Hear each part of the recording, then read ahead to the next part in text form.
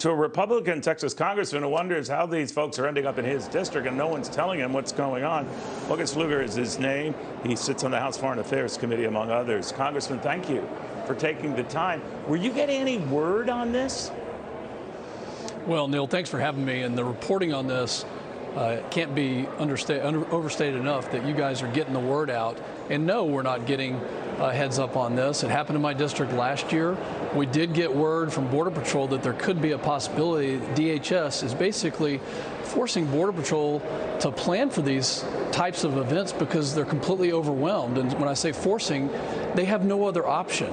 And let's keep in mind that 2.9 million encounters have happened, 800,000 known gotaways since Biden took office. It's unacceptable, and there's a huge cost to our country.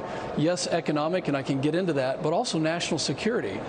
Let's also remember that for 9/11, it only took a handful of people to plan that. And since Biden has been in office, over 50 people who have matched up to the terror watch list have been apprehended. What about the gotaways?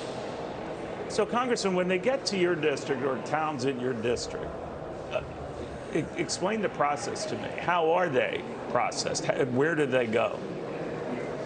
Well, that's the exact question that I want to know from Secretary Mayorkas is what's your method of planning?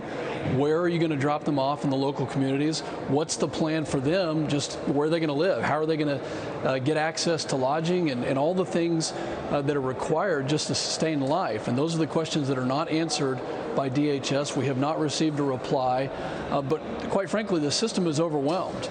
And the towns that they're going to are overwhelmed. The whole system, whether it's the official side on the government and DHS side or the NGO side, is overwhelmed because, like I said, 2.99 million encounters since Biden took office. So finally, I guess I'd like to get a gauge. The administration will send them beyond the border to points north in Texas. I get that.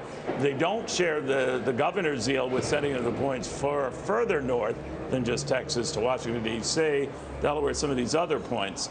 Do you know if that could change? Well, that's what we're trying to understand from the secretary. You know, where is he choosing to send these? What cities are being considered? Obviously, when we had the initial indication that this could happen in my district, we were very concerned. But, you know, we say that every state and every city is a border state and a border city. The cost to Americans it's incomparable.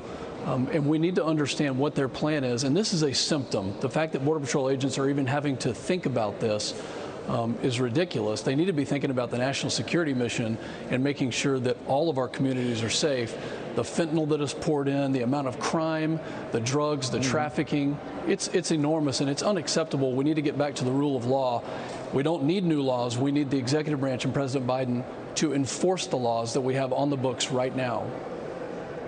Congressman, thank you very much. Keep us posted on this. Hi, everyone. I'm Brian Kilmeade. I want you to do me a favor. I want you to click to subscribe to the Fox News YouTube page. This is the only way that I know for sure that you're not going to miss any great commentary, any great news bites, any great interviews coming your way on Fox. You can get it all here on YouTube. So subscribe right now.